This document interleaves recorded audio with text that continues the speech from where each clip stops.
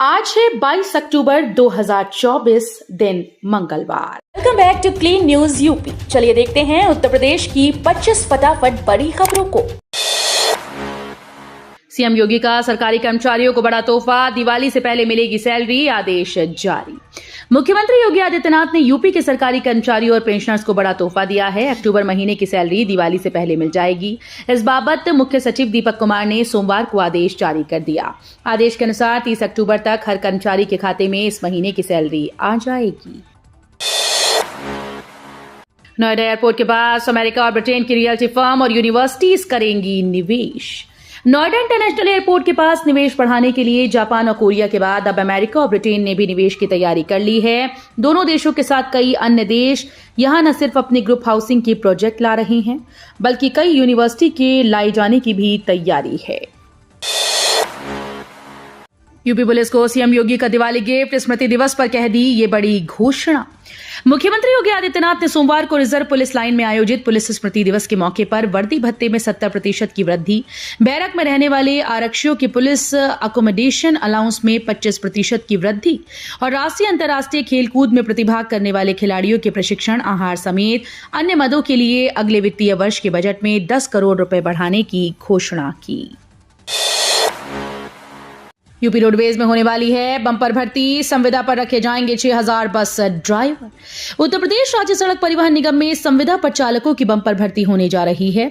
शैक्षिक योग्यता और मिलने वाले पारिश्रमिक तय कर दिया गया है। प्रदेश भर के 115 डिपो में 6000 संविदा चालकों की भर्ती की मंजूरी है। इच्छुक आवेदनकर्ता शैक्षिक योग्यता के आधार पर अपने जिले के क्षेत्रीय प्रबंधक कार्यालय में आवेदन कर सकेंगी। 5 लाख से कम आय वाले 3 मेधावियों को फंड देगा आईआईटी बीएचयू, इन विद्यार्थियों का है नाम। आईआईटी बीएचयू के 13वें दीक्षांत समारोह में 3 मेधावियों को विशेष तौर पर सम्मानित किया जाएगा। इनके सम्मान का आधार करीबी है। मेटलर्जिकल इंजीनियरिंग से बीटेक करने वाले ऋषभ अग्रवाल, शगुन और सूरज कुमार कुशवाहा को इंदिरा अनंतचारी इंडोमेंट फंड प्राइज दिया जाएगा। इनका सीपीआई स्कोर 7.50 से ज्यादा था, लेकिन परिवार की आय 5 लाख रुपए सालाना से कम होने के चलते इन्हें चुना गया। पिछले 6 साल से ये प्राइज दिया जा रहा है।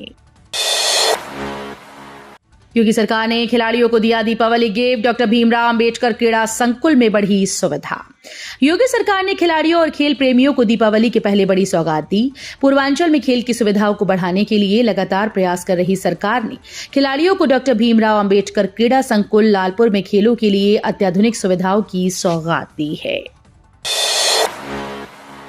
दिवाली के पहले पनकी पावर प्लांट से बनने लगेगी बिजली, सभी तैयारियां पूरी। दिवाली के पहले कानपुर में पनकी स्थित 660 megawatt super critical thermal power plant से प्रदेश को बिजली मिलने लगेगी। 5816.70 करोड़ रुपए की लागत से बने प्लांट से 25 अक्टूबर से कोयले से बिजली का उत्पादन शुरू हो जाएगा। ये प्रदेश सरकार के स्वामित्व वाला प्रदेश का 6वां तापीय विद्युत संयंत्र है। पावर प्लांट प्रबंधन ने बिजली बनाने के लिए सभी तैयारियां पूर्ण कर ली हैं। जेवर एयरपोर्ट से नए नोएडा तक बनेंगे 16 किलोमीटर लंबा नया एक्सप्रेस वे। उत्तर प्रदेश के जेवर में बन रहे नोएडा इंटरनेशनल एयरपोर्ट को नए नोएडा से जोड़ने के लिए 16 किलोमीटर लंबा एक्सप्रेस वे बनाने का रास्ता साफ हो गया है। ये एक्सप्रेस वे 4 या फिर 6 लेन का होगा, जो एयरपोर्ट से चोला तक रेलवे लाइन के समानांतर बनाया जाएगा। मास्टर प्लान 2041 को मंजूरी मिलने के बाद एक्सप्रेस वे के लिए जमीन अधिग्रहण की प्रक्रिया तेज कर दी गई। टिकट बंटवारे को लेकर कांग्रेस की नाराजगी पर अखिलेश यादव की 2 टूक। विधानसभा उपचुनाव को देखते हुए मैनपुरी की करहल सीट प्रदेश में सर्वाधिक चर्चित सीट है, क्योंकि यहां से सपा मुखिया अखिलेश यादव विधायक चुने गए थे। उनके सीट को छोड़ने के बाद ये खाली हुई। हाल ही में बीते लोकसभा चुनाव में सपा और कांग्रेस के गठबंधन में अच्छे प्रदर्शन से सपा प्रमुख ऊर्जावान दिख रहे हैं। वहीं भाजपा इस सीट को जीतने का दावा कर रही है। केशव प्रसाद मौर्य बोले, गुंडा माफिया के सरगना हैं अखिलेश यादव। उप मुख्यमंत्री केशव प्रसाद मौर्य ने सपा मुखिया पर हमला बोला। कहा कि गुंडा अपराधी और जितने भी प्रकार के माफिया हैं, उन सभी की अखिलेश यादव सरगना हैं। कहा कि अखिलेश यादव को कोई अधिकार नहीं कि वो दंगे की बात पर कुछ भी कहें। उनके शासनकाल में उत्तर प्रदेश में एक भी दिन दंगा मुक्त नहीं रहा। उप मुख्यमंत्री सोमवार को यहां उच्च शिक्षा राज्य मंत्री रजनी तिवारी के पति पूर्व विधायक स्वर्गीय उपेंद्र तिवारी की पुण्यतिथि पर हुए एक कार्यक्रम में शामिल हुए। डिप्टी एसपी के बाद एडिशनल एसपी ग्रामीण पवित्र मोहन त्रिपाठी पर कार्रवाई हटाई गई। बहराइच के महाराजगंज में हुई हिंसा के बाद अफसरों पर कार्रवाई जारी है। सोमवार को बहराइच के अपर पुलिस अधीक्षक ग्रामीण पवित्र मोहन त्रिपाठी को हटा दिया गया। उन्हें डीजीपी मुख्यालय से संबद्ध किया गया है। वहीं डीजीपी मुख्यालय से संबद्ध चल रही दुर्गा प्रसाद तिवारी को अपर पुलिस अधीक्षक ग्रामीण बनाया गया। बता दें कि इसके पहले डिप्टी एसपी को निलंबित कर दिया गया था। गंगा की धारा बदलने का फिर शुरू हुआ भागीरथ प्रयास। महाकुंभ से पहले संगम क्षेत्र में गंगा का प्रवाह बदलने की दूसरी कोशिश शुरू हो गई। प्रवाह क्षेत्र बनाने के लिए गंगा में 3 ड्रेजिंग मशीनें उतारी गईं। गंगा के बड़े जलस्तर के बीच से बालू निकाली जा रही है। गंगा का प्रवाह बदलने का काम मई-जून में शुरू हुआ था। उस समय भी ड्रेजर से बालू निकालकर नई धारा बनाई गई थी। वर्तमान प्रवाह क्षेत्र से लगभग 200 मीटर दूर नए मार्ग पर गंगा का प्रवाह भी शुरू हो गया। न्यू नोएडा में होगा intelligent traffic management system. Expressway के लिए होगा नए सिरे से सर्वे। उत्तर प्रदेश के नोएडा की सूरत में बदलने वाली है। नोएडा अथॉरिटी के मास्टर प्लान 2041 को शासन से मंजूरी मिलने के बाद अब इसके कई खासियत सामने आ रही हैं। इसकी सबसे बड़ी खासियत ट्रैफिक मैनेजमेंट है। नोएडा को जब विकसित किया गया था तब यहां ट्रैफिक लूट के बारे में कल्पना नहीं की गई थी, लेकिन न्यू नोएडा के मास्टर प्लान में इंटेलिजेंट ट्रैफिक मैनेजमेंट सिस्टम होगा। उपचुनाव के बीच पीएम ने सीएम योगी, दोनों डिप्टी सीएम के लिए कही बड़ी बात। प्रधानमंत्री नरेंद्र मोदी ने उत्तर प्रदेश की प्रगति के लिए राज्य के मुख्यमंत्री और दोनों उप मुख्यमंत्रियों समेत पूरी टीम की सराहना की। प्रधानमंत्री ने अपने संसदीय निर्वाचन क्षेत्र वाराणसी के सिगरा स्थित स्पोर्ट्स कॉम्प्लेक्स में आयोजित एक कार्यक्रम में राष्ट्र को समर्पित 6,700 करोड़ रुपए की विकास परियोजनाओं का लोकार्पण करने के बाद अपने संबोधन में उत्तर प्रदेश के विकास पर संतोष जाहिर किया। हरियाणा और गोवा ने अयोध्या में मांगी जमीन, बनाएंगे state guest house. Shri Ram की जन्मस्थली अयोध्या में देश के अलग अलग राज्यों द्वारा अपने स्टेट गेस्ट हाउस बनाने की चाहत बढ़ती जा रही है। हरियाणा और गोवा प्रदेश के मुख्यमंत्रियों ने भी अयोध्या में अपने राज्य का गेस्ट हाउस बनाने की इच्छा जताई है। दोनों राज्य चाहते हैं कि उनका भी एक अतिथि गृह हो, जिससे उनके प्रदेशों से आने वाले अति विशिष्ट लोगों को ठहरने की बेहतर सुविधा मिल सके। यमुना प्राधिकरण की ग्रुप हाउसिंग स्कीम जबरदस्त सफल। यमुना एक्सप्रेसवे औद्योगिक विकास प्राधिकरण द्वारा लॉन्च की गई ग्रुप हाउसिंग स्कीम को बेतहाशा सफलता मिली है। इस स्कीम के तहत प्राधिकरण ने यमुना सिटी के विभिन्न आवासीय सेक्टर्स में 19 ग्रुप हाउसिंग भूखंडों का आवंटन करने की योजना बनाई थी। इसमें 9 बिल्डर्स ने भाग लेकर 9 भूखंड हासिल किए, जिससे प्राधिकरण को लगभग 1,000 करोड़ रुपए की आय होगी। भारत की इस तकनीक का मुरीद हुआ मालदीव। मुइजू सरकार ने देश में लागू करने को दी मंजूरी। मालदीव के राष्ट्रपति मोहम्मद मुइजू ने कैबिनेट की सिफारिश के बाद देश में यूनिफाइड पेमेंट्स इंटरफेस शुरू करने की मंजूरी दी। भारत में डिजिटल लेन देन के लिए इस्तेमाल की जाने वाली इस तकनीक को दुनिया भर ने सराहा और अब मालदीव भी इसे अपनाने की तैयारी में है। डिजिटल पब्लिक इंफ्रास्ट्रक्चर के विकास में काम करने के लिए भारत के सहमत होने के बाद मालदीव ने ये कदम उठाया है। करल उपचुनाव में सेना पूरी तरह तैयार। सेनापति का बेसब्री से इंतजार। नामांकन में सिर्फ 4 दिन शेष।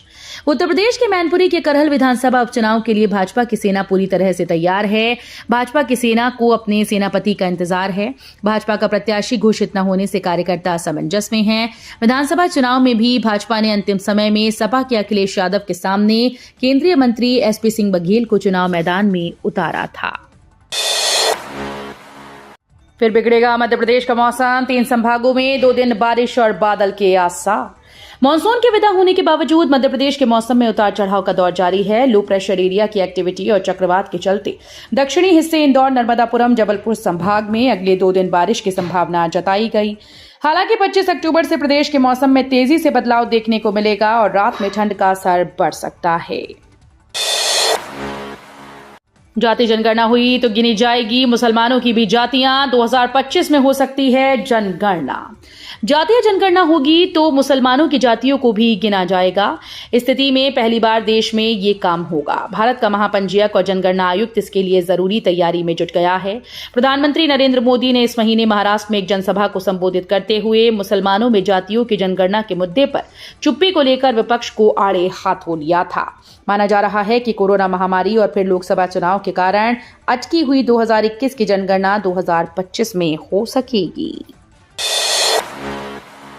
अयोध्या में युद्ध स्तर पर दीपोत्सव की तैयारी, सरयू के घाटों को सजाने का काम जारी। रामनगरी अयोध्या में दीपोत्सव के 8वें संस्करण को भव्य बनाने की तैयारियां युद्ध स्तर पर की जा रही हैं। इनमें राम पैड़ी की सफाई व रंग रोगन से लेकर अन्य साज सज्जा का काम शामिल है। उधर राम पैड़ी व सरयू नदी के घाटों पर करीब 24 करोड़ की 2 अलग अलग परियोजनाओं पर काम हो रहा है।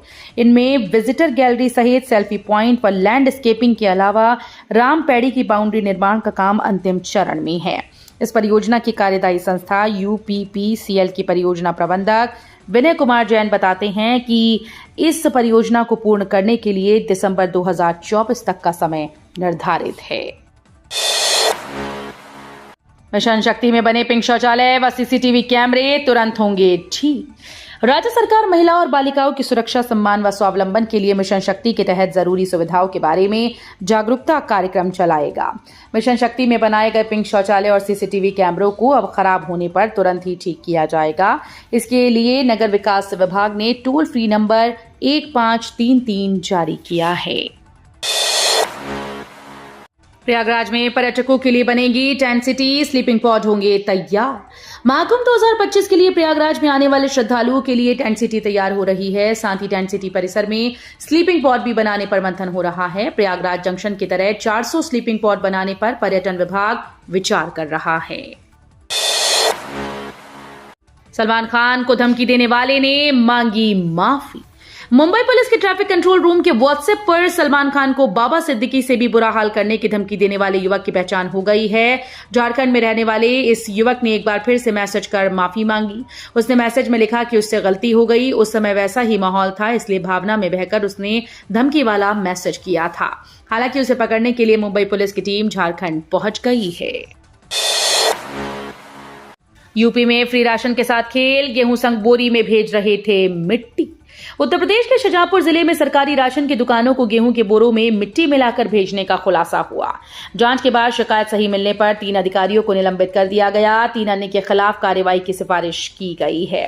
एक अधिकारी ने सोमवार को ये जानकारी दी। तो ये थी आज की 25 फटाफट बड़ी खबरें। अगर आपको न्यूज पसंद आई हो तो वीडियो को लाइक और शेयर जरूर करें। धन्यवाद।